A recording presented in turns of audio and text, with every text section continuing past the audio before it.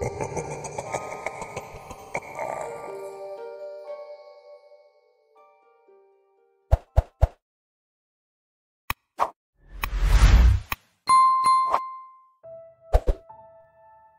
was a crisp autumn morning when I received the call that would change everything. As an emergency rescue diver, I had seen my fair share of harrowing situations, drowning victims, lost hikers, and tragic accidents, but this time felt different. There was a sense of urgency in the dispatcher's voice, something almost frantic. "Jason, we need you down at Lake Raven. There's been an incident. A boat capsized and there are reports of missing people." Lake Raven was notorious. It had a reputation for being deceptive. Its depths were murky, hiding secrets that lay beneath the surface. I had heard the stories. People had vanished without a trace, swallowed by the dark waters. As I rushed to gather my gear, I couldn't shake the feeling of dread that clung to me like a thick fog. Maybe it was the reputation of the lake or the urgency of the call, but something in my gut told me that this wouldn't be a routine rescue.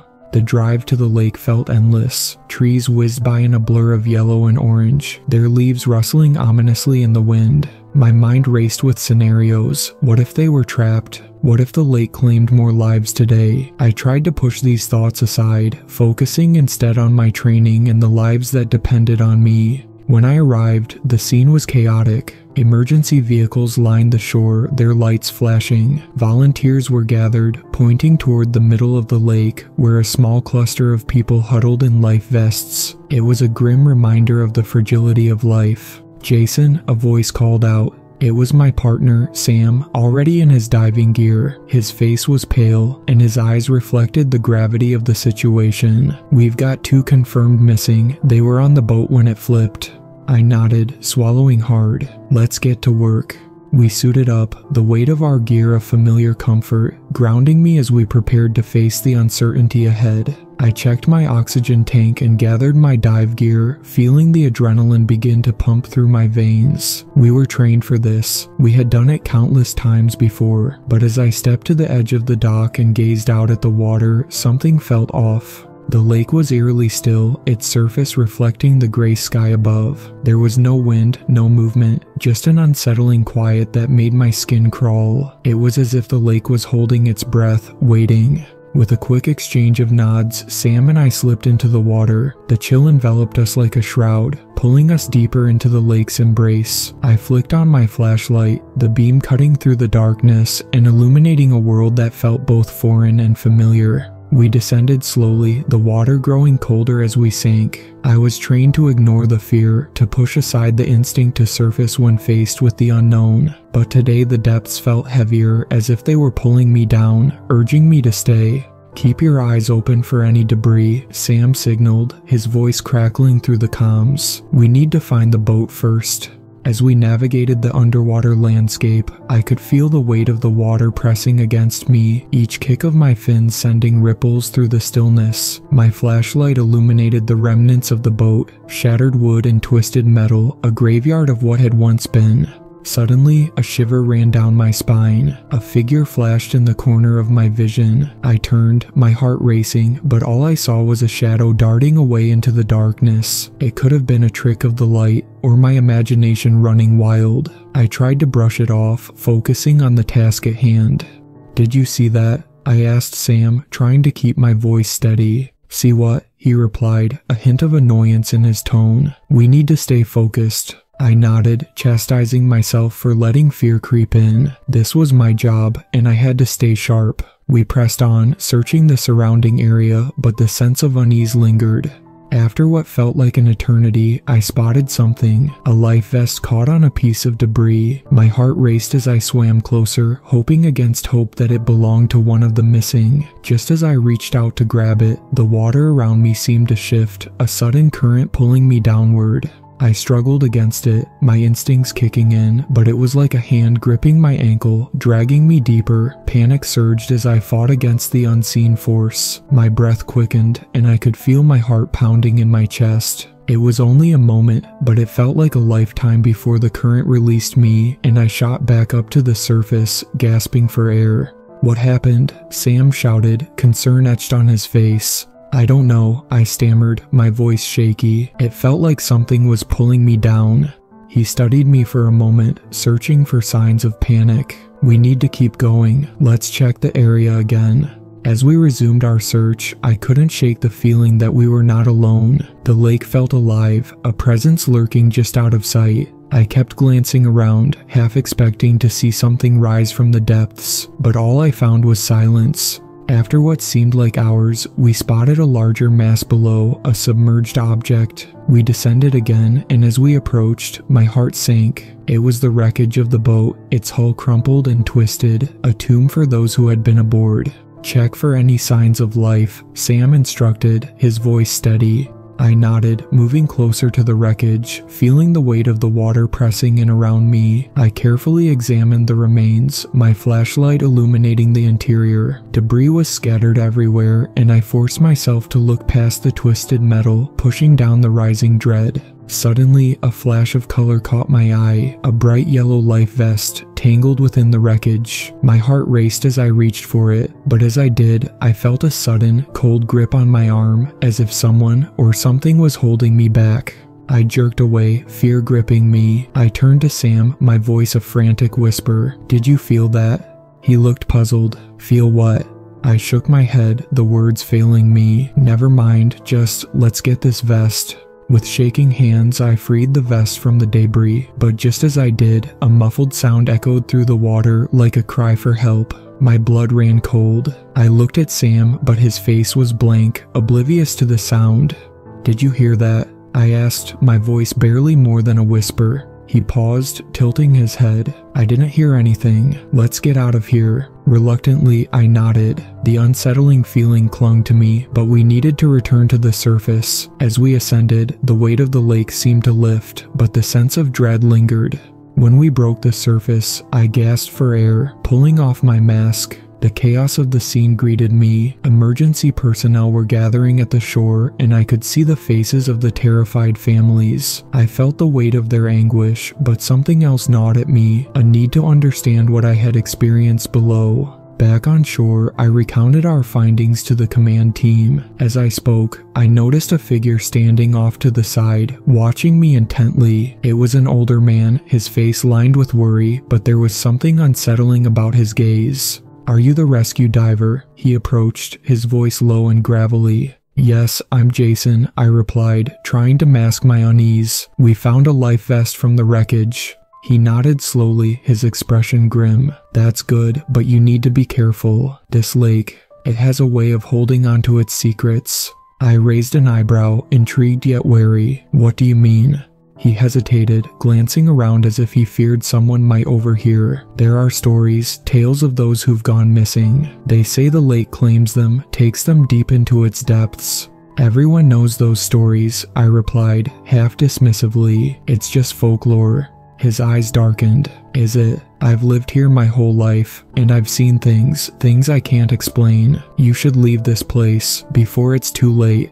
Before I could respond, he turned and walked away, leaving me with a knot of confusion and unease. What did he know that I didn't? I shook my head, trying to dismiss his warning, but the nagging feeling returned, stronger than before. As evening fell, the search continued. The rescue team worked tirelessly, scouring the waters and bringing in divers from neighboring units. But as night descended, so did a sense of despair. The families gathered at the shore, their faces drawn with fear and anxiety. I watched them, feeling the weight of their pain pressing down on me. It was a haunting reminder of why I did this work, to save lives. But the events of the day played in my mind like a horror movie on repeat.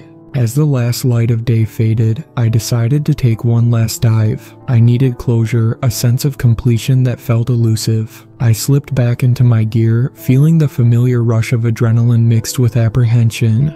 "Where are you going?" Sam asked as I approached the dock. "I just want to check the wreckage again," I said, trying to sound confident.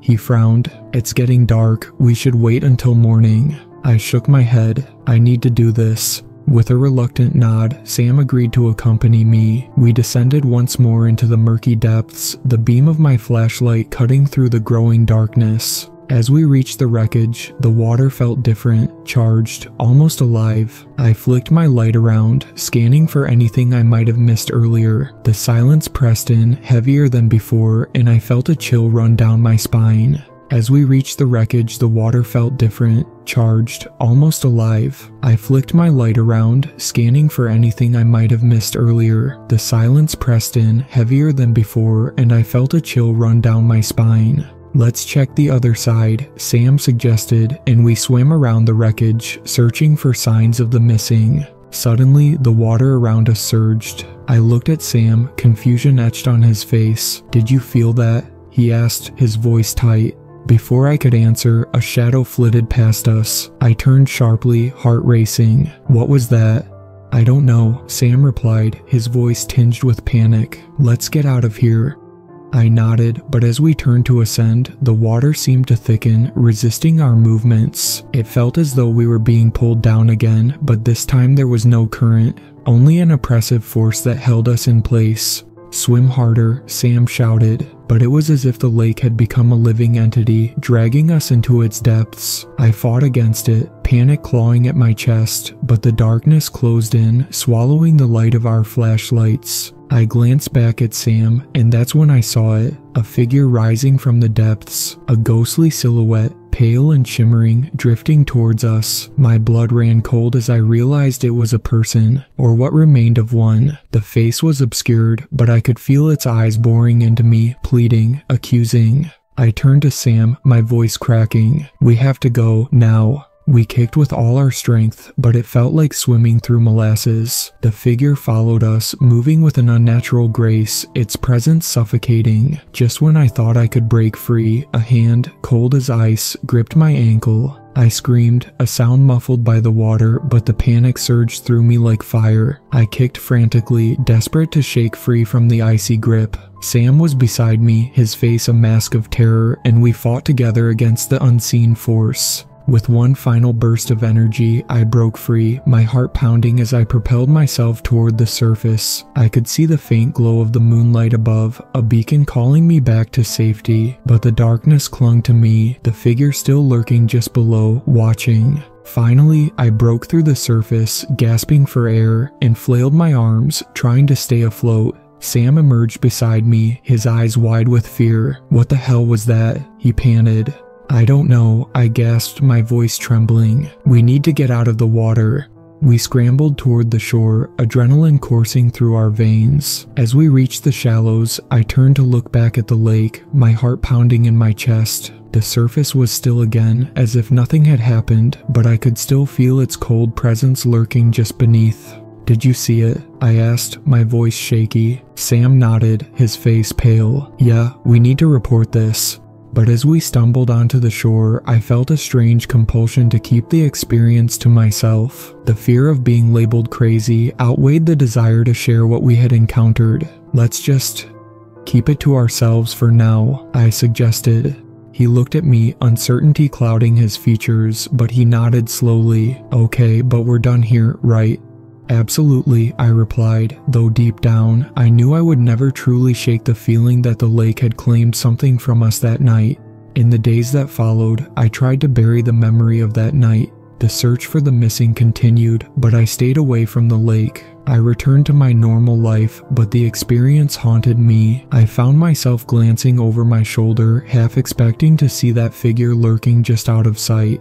I couldn't shake the feeling that I had brushed against something unfathomable, a darkness that resided in the depths of Lake Raven. The warnings of the old man echoed in my mind, and I couldn't help but wonder what other secrets the lake held. Eventually, the search was called off. The families were devastated, but I felt a strange sense of relief. The pressure of uncertainty lifted, yet the memory of that cold grip remained imprinted in my mind. Then came the rumors. Whispers of the lake's malevolent spirit spread through the town. I heard stories of divers who had gone missing, people who claimed to have encountered the figure we had seen. It was as if the lake was consuming them, claiming more souls to add to its depths. Despite my growing fear, I tried to return to diving. I sought comfort in the water, but every dive became a battle against my own mind. The darkness followed me, an ever-present reminder of what lay beneath the surface. One fateful evening, I decided to return to the lake. I stood at the shore, staring out at the still water, the moonlight glistening on its surface. I knew I should stay away, but something pulled me in. An irresistible curiosity mingled with fear. As I waded into the water, the chill enveloped me and I felt the familiar weight of the lake pressing against me. But as I swam out, the memories of that night resurfaced and I could feel the darkness beckoning me closer. It was a pull that was both frightening and familiar, as if the lake was calling me home. In the following weeks, I continued to struggle with my decision. My nights were restless, filled with nightmares of the lake and the figure that had haunted me. I tried to distance myself from diving, but the ocean of uncertainty churned within me. I felt like I was on the edge of a precipice, teetering between the call of the water and the horror of what I had experienced. I sought the comfort of my fellow divers, hoping to find solace in shared experiences. I arranged to meet Sam at a local diner to talk about the incident. I needed to know if he felt the same unease, if he had experienced any lingering effects. As I waited for him to arrive, I stared into my coffee, lost in thought. When he walked in, he looked as though he hadn't slept in days. "Jason," he said, taking a seat across from me, "I've been thinking about what happened." "Me too," I replied, my heart racing. "Do you still think about that figure?" "Every day," he admitted, his voice low. "I can't shake the feeling that it was trying to tell us something, or maybe it was warning us.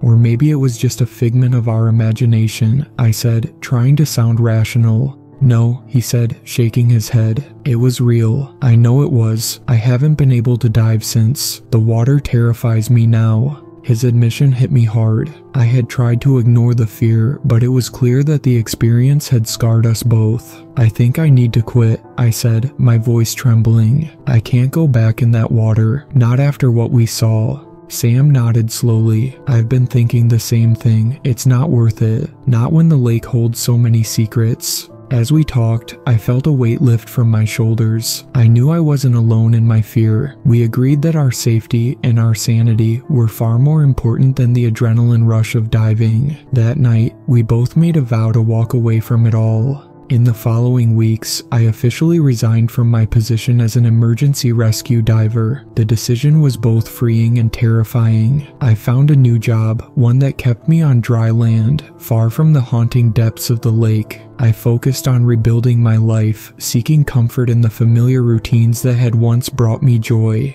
But Lake Raven loomed large in my mind. I avoided the area, choosing to ignore the whispers of its dark history. I found solace in nature, hiking through forests and climbing mountains far away from the water. Still, a part of me felt empty, as if I had abandoned something vital. One autumn afternoon, driven by an insatiable curiosity, I decided to visit the lake one last time. I wanted closure, a chance to face the fear that had haunted me. As I stood at the shore, the air was thick with nostalgia. The sun set low, casting a golden glow over the water which shimmered invitingly. I took a deep breath and stepped closer to the edge. The surface was calm, but I could feel the energy swirling beneath. The stories flooded back, the warnings echoing in my mind. I closed my eyes, summoning the courage to confront the darkness.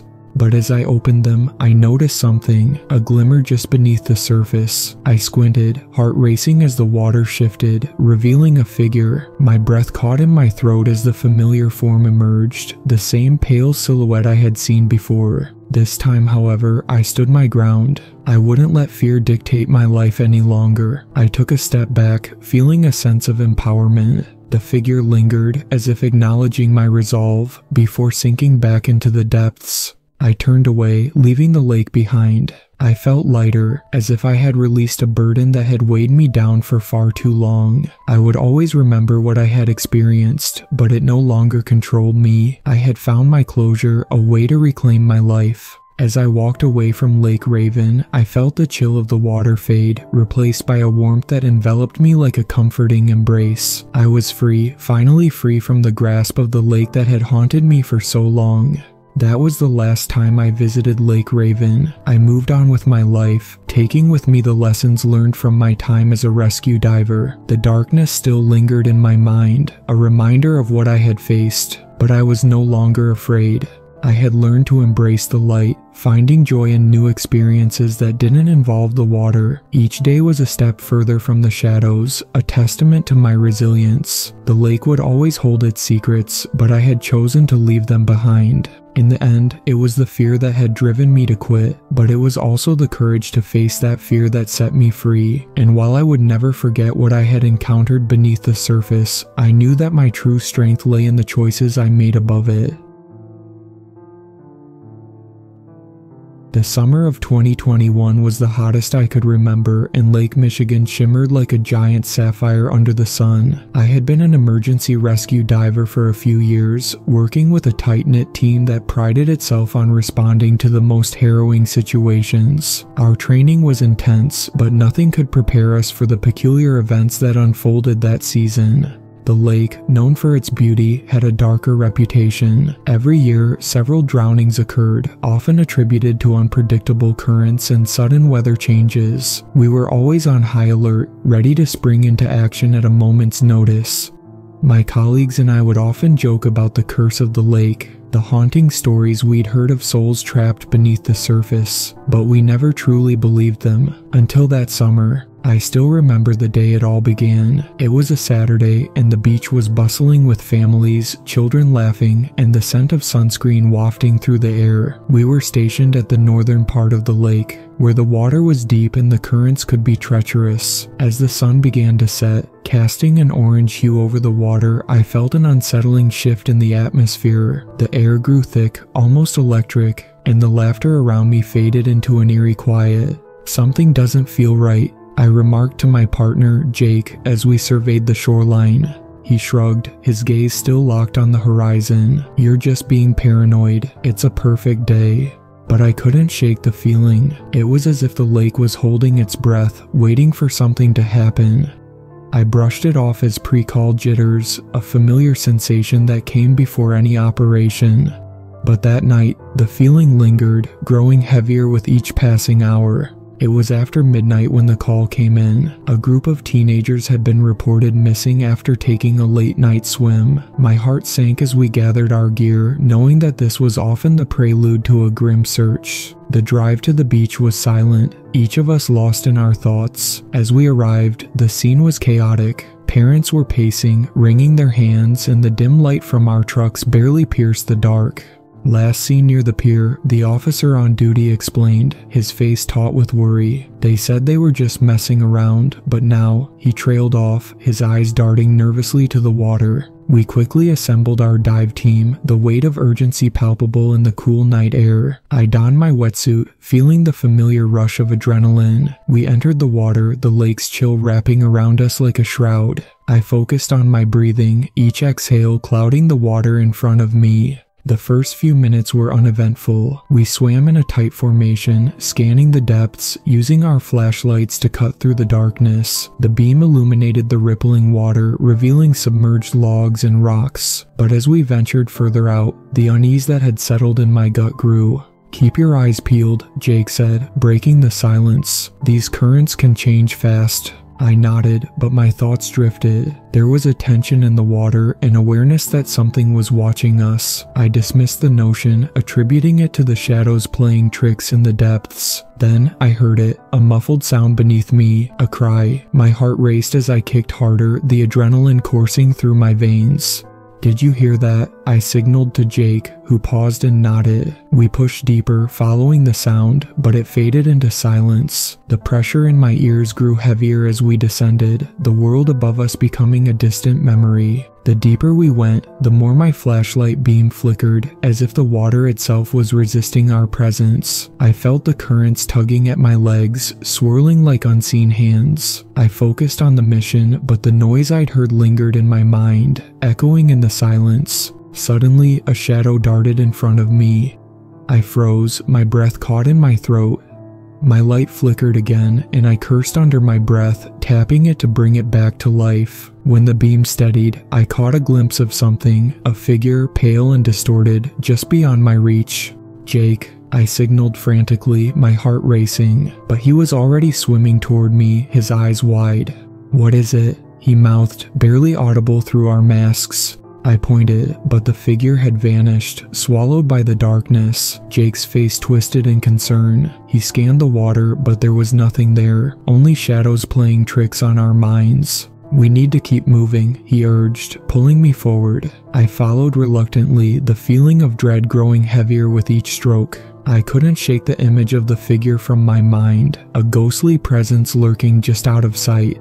We continued our search, but as time passed, the tension in the water only escalated. The currents became more aggressive, pulling at us, and the cries of the missing teenagers began to echo in my ears, though I knew they were nowhere near us. After what felt like an eternity, we began to ascend, hoping to gather our thoughts and regroup. But as we broke the surface, we were met with a chilling sight. The frantic faces of the parents had been replaced by a growing crowd of onlookers. Something had shifted in the air, a palpable sense of dread.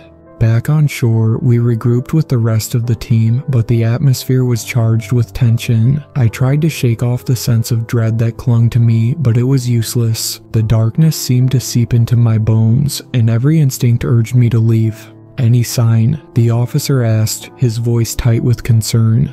"Not yet," Jake replied, his brow furrowed, "but we'll keep searching." As we prepared to head back out, I caught a glimpse of something moving in the water. I squinted, my heart racing. It was just a ripple, but it felt deliberate, as if something beneath the surface was trying to communicate. "Let's go back," I said suddenly, surprising even myself. "I think we should head to the pier." Jake looked at me confused. "Why the pier?" "I don't know," I replied, my voice shaky. "It just feels wrong." He hesitated, then nodded. "All right. Let's check it out." As we moved closer to the pier, the atmosphere shifted again. The water grew calm, eerily still. I felt the presence of something beneath, watching us, waiting. The weight of the lake bore down on me, heavy and oppressive. When we reached the pier, I spotted something glimmering beneath the surface, an arm. My heart dropped. "Jake, over here." We dove down, the cold water swallowing us whole. The beam of our flashlights illuminated the darkness, revealing the lifeless body of a teenager entangled in weeds. I felt bile rise in my throat. We had found one of the missing. As we surfaced with the body, chaos erupted on the pier. Shouts of horror mixed with frantic cries, and the air was thick with disbelief. I felt a strange detachment, my mind reeling from the shock. "Get the medic," someone shouted, but my focus was elsewhere. I couldn't shake the feeling that we weren't alone, that something else lingered just out of sight. I scanned the water, half expecting to see the shadowy figure again, but there was nothing, just the stillness of the lake, a deceptive calm that belied its deadly nature. The medics arrived, and as they took over, I stepped back, trying to process what had just happened. That's when I felt a tug on my leg, a sharp pull that sent my heart racing. I glanced down, but there was nothing there. "Did you feel that?" I asked Jake, who was nearby, still processing the scene. "Feel what?" he replied, shaking his head. "Something pulled me," I insisted, but he just stared at me, a mixture of confusion and concern in his eyes. "You're just in shock. We've been through a lot tonight." But I couldn't shake the feeling of being watched, as if the lake itself had a life of its own, responding to our presence with malice. I turned away, seeking solace in the sounds of the crowd, but they were drowned out by a single, haunting whisper that echoed in my mind. "Get out."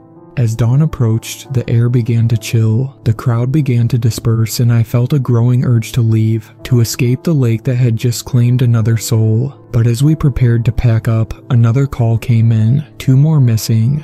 "Are you kidding me?" Jake said, disbelief etched across his face. "We have to go," I said, urgency creeping into my voice. But the team was already suiting up, ready to dive once more into the depths. I hesitated, my instincts screaming at me to walk away, but the call of duty was strong, and I found myself slipping into my wetsuit again, though my heart wasn't in it. The lake felt different now, a living entity that was angry and vengeful. As we re-entered the water, the early morning light painted the surface with golden hues, a stark contrast to the dark depths that awaited us. I felt the cool water wrap around me, but instead of offering a sense of calm, it felt like a suffocating embrace. The air was thick with tension as we descended once more. We swam in silence, the only sounds being the muted rush of water and our own breaths echoing in our gear. With each kick, the anxiety built within me, a gnawing feeling that something was very wrong. The visibility was poor, and the shadows danced around us, creating the illusion of movement just beyond the reach of our flashlights.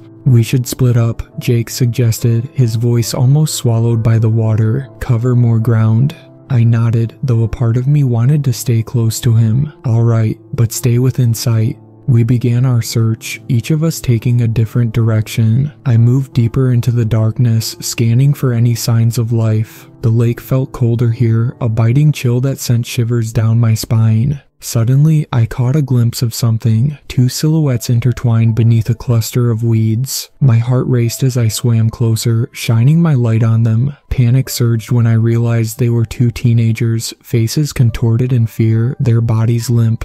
"No, no, no," I shouted, though the words were lost in the water. I reached out, grasping one of their wrists. As I pulled them toward me, a powerful force yanked me back, as if the lake itself were resisting. My heart raced. I fought against the pull, desperate to free them from their watery grave. But the more I struggled, the stronger the force became, dragging me down into the depths. "Jake," I called, but my voice was nothing more than a muffled gasp. I kicked harder, adrenaline surging through me, but the current tightened around my legs like a vice. I could feel it now, an unmistakable presence, an ancient force that had long laid claim to these waters. Just as despair began to creep in, I felt a hand grasp my arm. It was Jake, his face set with determination. He pulled me back toward the surface, and with a final surge of strength, we broke through, gasping for air. "What happened?" he demanded, looking at the teenager still submerged. I don't know. Something pulled me," I stammered, my heart pounding in my chest. "We need to get them out," he urged, his voice firm. But even as he spoke, I felt the air grow heavy around us, an oppressive weight that suggested we were not welcome here. "Wait," I yelled, grabbing his arm. "We need to regroup. This feels wrong." He looked at me, his expression torn between urgency and concern. "We can't leave them, they're down there." But I knew there was something deeper at play. The lake had its secrets, and I was terrified of what might happen if we pushed forward. I could feel the water around us thrum with a life of its own, a pulse that resonated with an unsettling rhythm. "Let's head back to the surface and get more help," I insisted. Jake hesitated, but the tension in the water seemed to grow, the shadows shifting around us. Finally, he nodded, and we ascended together, a sense of relief washing over me as we broke the surface. Back on the boat, we regrouped with our team, the tension palpable. I could see the desperation in my colleagues' eyes, but I also saw a flicker of doubt. We relayed what we'd found, and after a brief discussion, the decision was made to send down more divers with specialized equipment. But as I stood there, watching the sun rise higher in the sky, I felt a growing certainty that we were fighting against something far beyond our understanding. The lake had taken lives, and it seemed unwilling to let go. As the new team descended, I felt the knot in my stomach tighten. "This isn't right," I muttered, mostly to myself. I glanced back at the water, the surface calm but deceptive. "We should stop this." "What do you mean?" Jake asked, his brow furrowed. I turned to him, urgency coursing through me. "What if we're not meant to bring them back? What if—" "Don't say that," he interrupted, his voice rising. "We can't think like that. They need us." But my instincts screamed otherwise. As the team continued the search, I felt that weight again, like the lake itself was preparing for a reckoning. "Jake, I think we should." The words caught in my throat as the surface of the water began to bubble, an ominous sign that sent chills down my spine. Suddenly, a powerful surge erupted from beneath, tossing the boat and sending everyone reeling. I grabbed onto the side, my heart racing as chaos erupted around us. The lake roared, as if awakening from a deep slumber, and shadows began to rise from the depths, swirling and twisting like dark smoke. "Get back," someone shouted, but the words were lost in the chaos. I watched in horror as figures began to emerge, ghostly apparitions of those who had succumbed to the lake's embrace, their faces twisted in despair, eyes hollow and pleading. "No, this can't be happening," I yelled, the dread consuming me. Jake's face blanched as he took a step back. "We need to get out of here." I nodded, panic flooding my system. We turned to run, but the water surged again, slamming against the boat and sending us tumbling into the lake. I gasped as the cold engulfed me. The apparitions swirled around, their silent screams echoing in my mind. I kicked my legs, desperate to reach the surface, but the shadows tugged at me, pulling me deeper into the abyss. "Help," I cried, reaching out, but the cold grip tightened around my body, and I felt the lake's ancient power dragging me down. Just as my lungs burned and darkness threatened to close in, I felt a strong hand wrap around my wrist. It was Jake, his grip unyielding. With one final push, he pulled me toward the light, breaking the surface as I gasped for air. We clung to each other, panting and terrified. The boat was in disarray, and chaos erupted all around us. I could still hear the haunting whispers of the apparitions, their pleas echoing in my mind. "Get to the shore," someone shouted, and I didn't need to be told twice. We swam with all our might, the surface churning with life and shadows. I could feel the weight of the lake pressing down, urging us to turn back. "Keep going," Jake yelled, his determination pushing us forward. I felt his strength propelling me, but fear clung to my thoughts. As we neared the shore, I glanced back at the water. The apparitions had vanished, but the tension in the air remained. The lake seemed to sigh, a low rumble that echoed through the silence. Finally, we reached the safety of the sand, collapsing onto the beach, gasping for breath. I turned to Jake, my heart racing. "What just happened? Did you see them?" He nodded, his expression grim. "I thought we were done for, but we made it." As the sun rose higher in the sky, the crowd began to gather again, their faces reflecting the horror of what had transpired. We regrouped with the team, but I could feel the weight of the lake's anger still hanging in the air. "We need to pull back," I said, my voice shaking. "There's something wrong with that water. It's not safe." Some of my colleagues exchanged uneasy glances, the fear creeping into their expressions. "But we have to find the others," one insisted.